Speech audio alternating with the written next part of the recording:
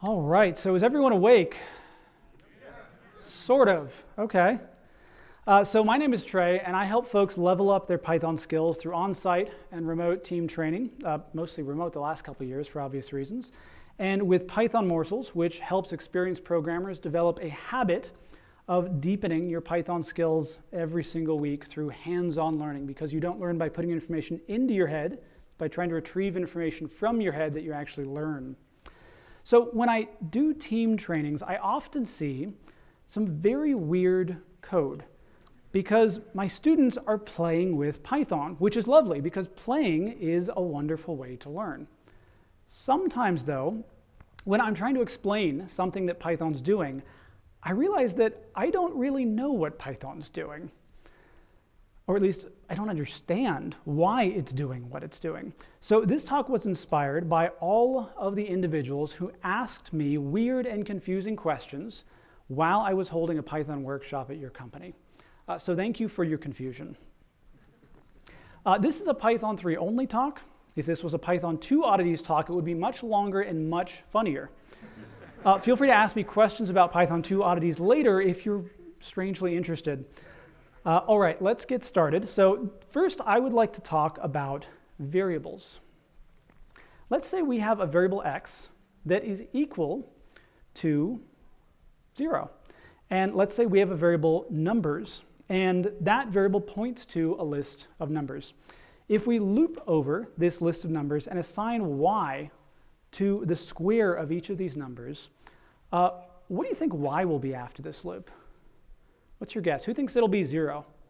Who thinks it'll be 8? Who thinks it'll be 64? Who thinks it's an error? We can't see what y is. So it turns out we can see what y is. It's 64. And if we access x, who thinks it's 0? X is still 0. Who thinks it's 8? Who thinks it's something else? So it's not something else. I'm not sure what you were thinking it was, though. It's 8. And it's 8 because inside of a loop, variables leak their scope. Loops don't have their own separate scope. So this 4x in numbers, this is actually an assignment that happens during each iteration of our loop. It works the same way that an assignment statement happens with an equal sign. The part between the 4 and the in, that x there, is the same thing as the left-hand side of an equal sign. So if we take those same x and the same numbers variables and we make a list comprehension representing the squares of these numbers, and we use that x as our looping variable, what do you think x will be after we've executed this code? Who thinks it's 0 this time? Wasn't 0 before. Who thinks it's 8 this time? Still 8. So it was 8 in Python 2, but it's 0 in Python 3, which is kind of nice. List comprehensions have their own scope. That's the last time I'm going to mention Python 2. It's just Python 3 from here on out. So let's say we have a global variable numbers, and we want to add more numbers to that by using the plus equals operator. What do you think will happen if we call add numbers, this function here, with the list 4, 5, 6? Now, it could modify numbers. It could just give us an error. It could make a local variable numbers. So who thinks it's going to give us an error? Who thinks it's going to make a local variable numbers? Won't modify the global. Who thinks it's going to modify that global variable numbers? So very mixed here. Most of you seem a little bit confused about what it's going to do. As you should be. This is a strange thing to do. It turns out it gives us an error. It gives us an error because this plus equals operator both reads from and assigns to the variable that's on the left-hand side. So we're trying to read from a global variable and assign to a global variable, and Python doesn't like that. But it's not because of the plus equals, not in particular. If instead we used an equals with a plus, we would still get an error. When we defined this function, Python actually parsed all of the assignment operations and claimed all of those variable names as local variables. Since numbers is a local variable, we can't read from it before we've written to it. That doesn't make sense. So let's look at one more example of the same thing. If you don't believe me yet, hopefully you'll believe me after this next one. If we make a similar function that prints the global variable numbers and then assigns to it right afterward, calling that function gives us an error. Variable names in Python cannot be both local and global in the same scope. So we're allowed to read a global variable, and we're allowed to write to a local variable, but not with the same name. Python doesn't allow that because that would probably be a bug in our code. This really doesn't make sense to do. We're allowed to read from global variables without writing to them, But once you assign to a variable, that variable magically becomes local. So if we swap these two lines of code, our function will not give us an error. This function actually does what's expected. But our global numbers variable hasn't changed because we're assigning to a local variable here, and then we're reading from that local variable. So the global numbers variable and the local numbers variable both have the same name, but they're different variables pointing to different objects. Assignments in Python only change the local scope. You can't change the global scope with an assignment. Actually, you can. There's an escape hatch to do so. I'm not going to mention it, though, because you shouldn't change the global scope with Python. You could only change the local scope with Python. All variable assignments are local. So this will always assign to a local variable here inside of a function. Now, what if instead of doing an assignment in this add numbers function, we use the extend method on this list? How is this any different? So when we call this function, Python might print out 1, 2, 3, 4, 5, 6, or it could give us an error, or it could do something else. So who thinks this will give us an error? Who thinks this will print out 1, 2, 3, 4, 5, 6? Who thinks it's also going to change the global variable numbers? All right, so a lot of you got this one right. You're right. This prints out 1, 2, 3, 4, 5, 6, and it changes numbers. Now, what's going on here, the reason this works, and a lot of you had some intuition about this, is that the word change is tricky in Python. It's an ambiguous term. What are you changing? You can change a variable, or you can change an object. So assignment statements change a variable. That is, which object a variable is pointing to. That's what we talk about when we talk about scope. That's what we've been talking about. This isn't an assignment, though. This is changing an object. We're not changing which object a variable is pointing to with an assignment. We're doing a mutation which changes the object itself. So we can't assign to a global variable, but we can mutate any object that we can get our hands on, as long as it's a mutable object. So you're allowed to read from global variables in Python, but you can only write to local variables. Every assignment statement assigns to a local variable. There are some escape hatches in Python to get around that limitation, but you shouldn't use them. List comprehensions have their own scope, but for loops do not, because Python is function level scoped. It's function scoped, not block scoped. We don't really have blocks in Python. And Python's scope rules are entirely about assignments, not about mutations. Speaking of which, that's our next topic, mutability and mutations. Assignment is about changing variables, which object those variables point to. Mutability is about changing objects.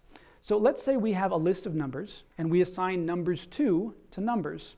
If we append to numbers 2, how many elements will numbers 2 contain? So who thinks 3? Who thinks 4 elements? Who thinks something else? There's a couple something else's. There's always a couple something else's. I'm curious what those would be. It's 4 elements. Numbers. What is numbers at this point? We appended to numbers 2. Who thinks it's 3 still at this point? Who thinks it's 4 at this point? You're right, it is 4. And it's 4 because these two variables are referencing the same object. So we have 2 variable names that are referencing the same object. These are not 2 different objects. Mutating one of these lists mutates the other because they're the exact same list. Changing objects and changing variables are distinct things. Assignment statements change which object a variable is pointing to, but mutations change the object itself. And that will change or seem to change any number of variables that might be pointing to that object. So, can we make a tuple with a list inside it in Python? It's a weird thing to do. Is it possible? Who thinks you can do this? Python will allow it, even though it's weird. Who thinks this is an error because it doesn't really make sense? So Python does allow this. We can do it. What if we call the append method on the first item in this list? Will Python allow this? Who thinks it'll allow it? Who thinks this is not possible? Shouldn't be possible. So Python allows this. It does allow us to append to this list. It doesn't give us an error, at least. The first item in this list has now changed. Now, tuples are immutable, meaning we can't change them. It seems like we've changed this tuple, though, but we haven't. We haven't actually changed the tuple, not technically, not from the tuple's perspective, at least. If we take the first thing in this list and we assign a variable to it, and then we append to that variable, We've changed the list that that variable is pointing to, but we've also changed every other reference to that variable because we changed an object and not a variable. Variables don't store objects. They're not like this bottle here that stores liquid. They don't contain a thing. They refer to something. They point to something. So variables are more like pointers or references. They don't actually contain objects. Now, what would happen if we make a new list and then we try to append the list to itself? Who thinks this is possible to do in Python? You think some weird things are possible in Python. I like you people. This works. You can append a list to itself. Now, this makes an infinitely recursive data structure, which Python represents a bit strangely at the REPL. It does this to not break our machine, otherwise there'd be an infinite amount of square brackets. So Python represents this strangely, but it is possible to do. And this really demonstrates that that analogy of a variable being a bucket that contains an object doesn't make sense, because a bucket can't contain itself. A bucket can have a piece of paper in it, though, that refers back to itself. So lists are not buckets which contain objects. Instead, they're lookup tables that reference the memory locations of an object. Data structures, lists, dictionaries, tuples, and anything else that might contain something, they don't actually contain objects. They contain references to objects. Variables also don't contain objects. They just refer to or point to objects, which means that change is an ambiguous term in Python. We can change which object a variable is pointing to with an assignment statement, or we can mutate an object, which actually changes the object itself, regardless of what variables or data structures might be pointing to that object. Now, if you feel rusty on this topic, I wrote an article on it recently called Overlooked Facts and about variables and objects in Python. It's all about pointers. And I highly recommend Ned Batchelder's talk from years ago at PyCon called Facts and Myths about Python Names and Values, and Brandon Rhodes' talk from quite a while ago called Names, Objects, and Plummeting from the Cliff, which actually goes into quite a bit more than just this topic here. All right, let's talk about ducks. Let's say we have a list called duck list. What do you think would happen if we used the plus equals operator to add a tuple of two values to this list? Will Python let us do this?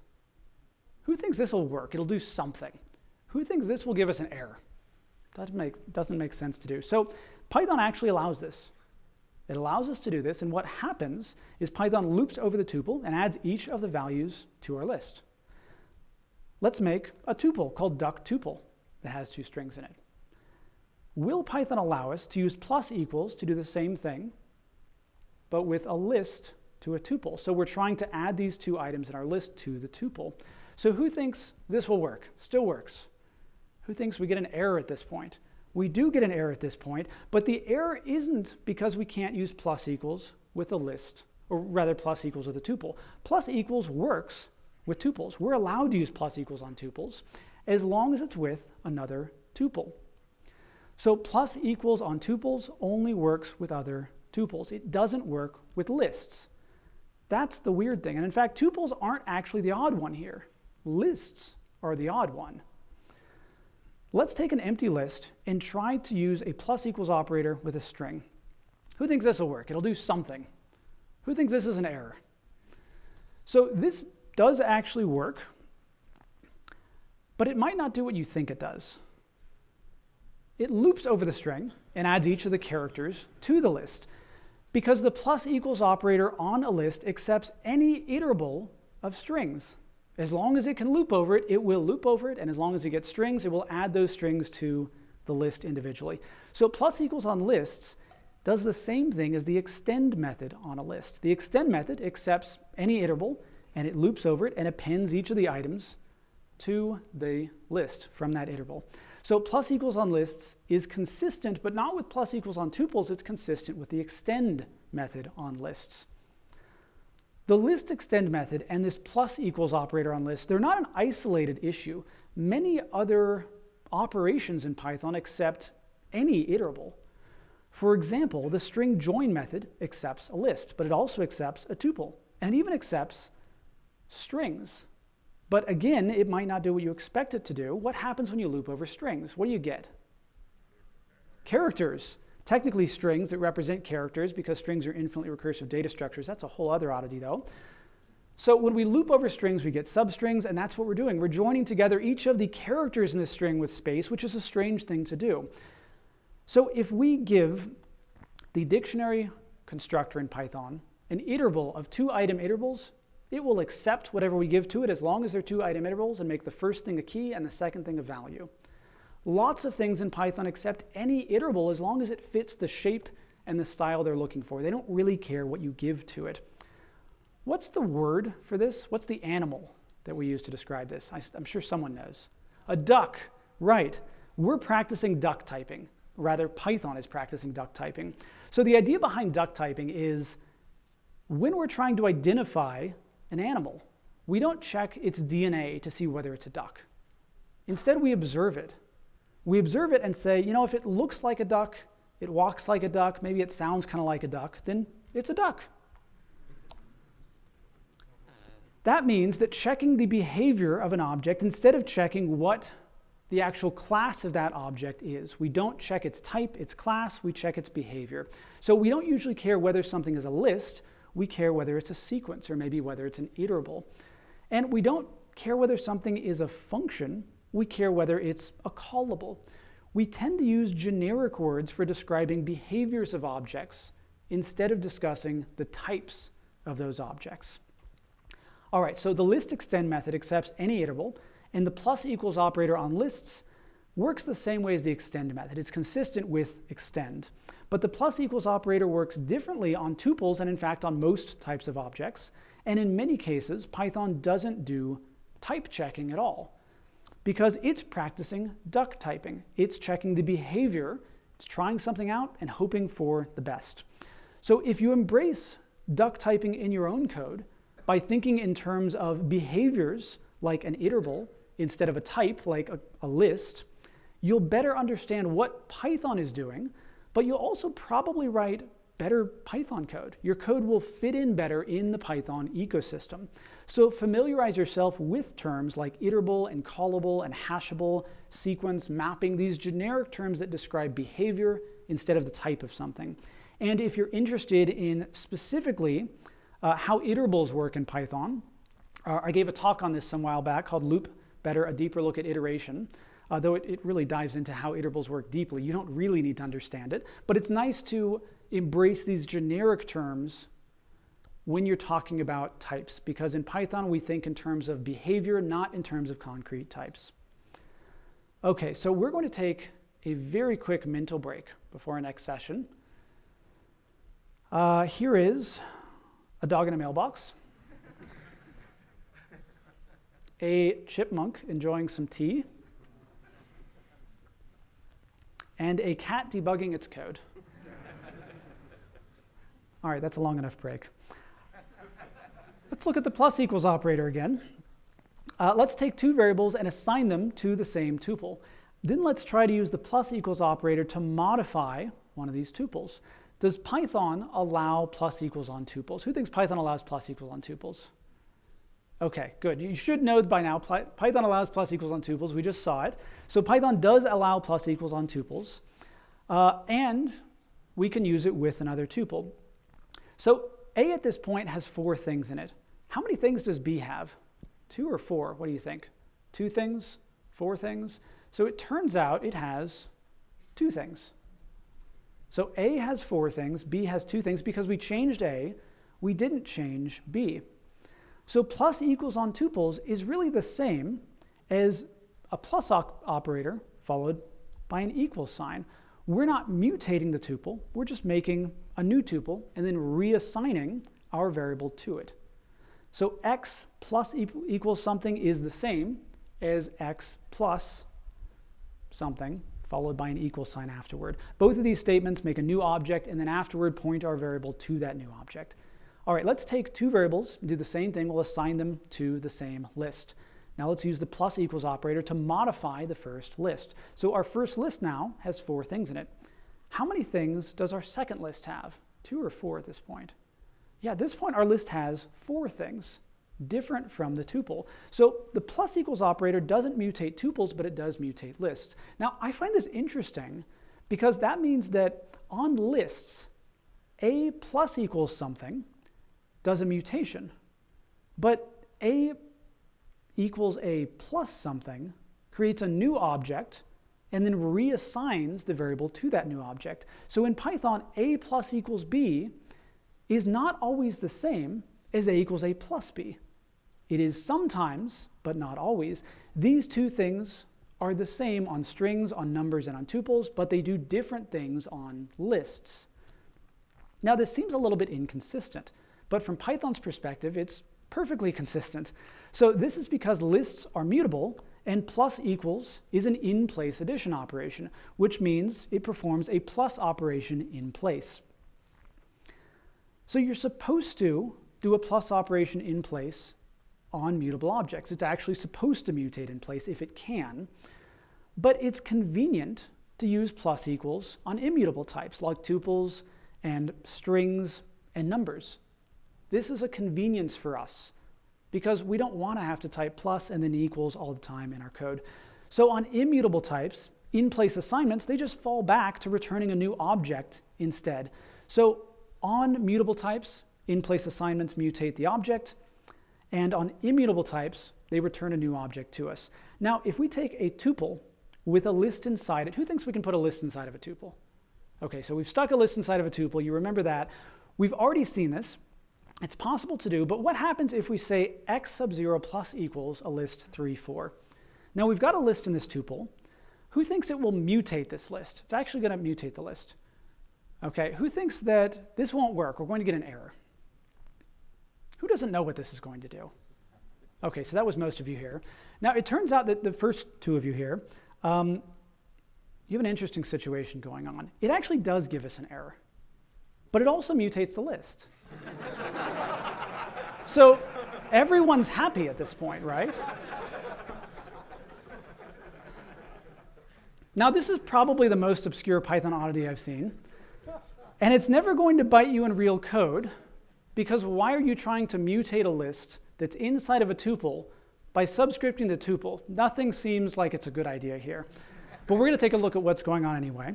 So whenever we use the plus equals operator in Python, Python will try to call the dunder iadd method on the object that we're pointing to. And in that case, it's our list. After that, it will do an assignment. So the exception happened because the assignment failed. But that was after dunder iadd successfully mutated our list. So the list dunder iadd method mutates our list and then returns itself back for the sake of that assignment statement. But we're not allowed to assign into a tuple, so we get an error at this point. Now, this isn't ever going to bite you in real code because, again, why are you doing this in your code? What's the situation where this makes sense? But this is an implementation detail that we found an interesting excuse to learn about here. So, some takeaways. The plus equals operator always performs an assignment, but plus equals and other augmented assignment operators, or in-place operators as they're also called, are also allowed to mutate the object that they're called with, if that object chooses to mutate itself, if it's a mutable object. Lists mutate themselves with plus equals, but tuples don't. Now, this might seem inconsistent, but consistency is really about your frame of reference. According to the Python documentation, in-place additions are supposed to do their operation in place whenever possible. And lists just happen to be the most common data structure where it's actually possible to do that. So if Python doesn't do what you expect it to do, that doesn't necessarily mean you found a bug in Python. It does mean that what Python's doing doesn't match up with your own sense of reality. The way Python sees the world isn't the way you see the world. So, I'd like to leave you with a few closing thoughts. Regardless of what programming language you're in, it's important to understand how the fundamentals of your programming language are different from other languages. How do function calls work? How do variables work at a fundamental level? And how do objects work? Also, what is an object in your language? It's important to understand the way that your programming language thinks about the world and, more importantly, thinks about itself. What does the world look like through the eyes of the Python interpreter? And if you think you found a bug in Python, It might just be that you're misunderstanding what trade-offs the Python core developers were taking when they were implementing the particular bit of functionality that you're using. So if you see something odd going on in your code, before you fix that bug, poke around and see what there is to learn from it, because breaking things is one of the best ways to learn. Also, if you find a Python oddity of your own, use the Python oddity hashtag if you're going to tweet it or put it on social media. Over the last many years, I've probably put out over 100 of these because there's lots of little weird things hiding in every programming language. So join me. Tweet out a Python oddity if you find one. Also, if you would like Python Morsels stickers because my logo is adorable, find me in the hallway afterward. Thank you.